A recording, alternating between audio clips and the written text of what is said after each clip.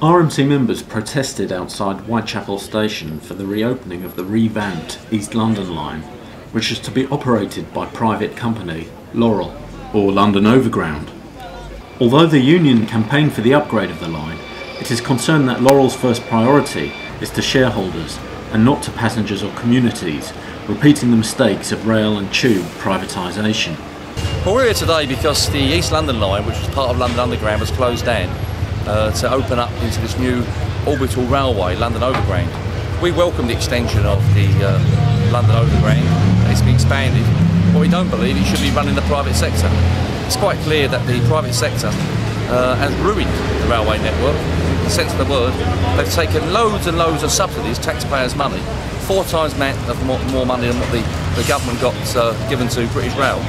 And they've opened it up purely on the basis of making a profit out of it. I think the passengers today will see that there's an extension of their railway network and they'll be happy with that, and I'm happy with that. But I think when they find out that the money that's made out of the railway network goes to a small group of privateers rather than it going back into the railway network for full investment, then they will become quite annoyed. The pay and conditions are different. For example, people working here at Whitechapel for London Overground, and we've got people working here today at Whitechapel for London Underground. The London Underground workers in the public sector are being paid more than the London Overground workers in the private sector, and they're working at the same station. It's absolutely madness. You would have 2 policemen working outside a police station on different rates of pay, so why should you have 2 railway workers? It's discrimination, and it's quite clear that privatisation means the driving down of pay and conditions for our members. We believe that the railway should be run for the people, and it can actually save the government money. Because if they saved the amount of subsidies that was going into the railway network, then what could happen is that could be given back to the National Health Service, and it could help with these cuts that are taking place in the public sector, which none of us want.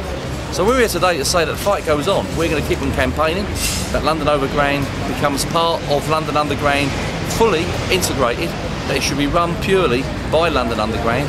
It should be a privateer that runs the franchise. Same thing as Docklands Railway.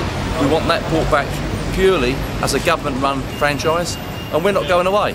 We will continue to negotiate with for our members. We will continue to argue every case the necessity of public ownership, and that's why we come down here today on the opening of London Overground to say that we want London Overground returned back to where it should be, and that's transport for London.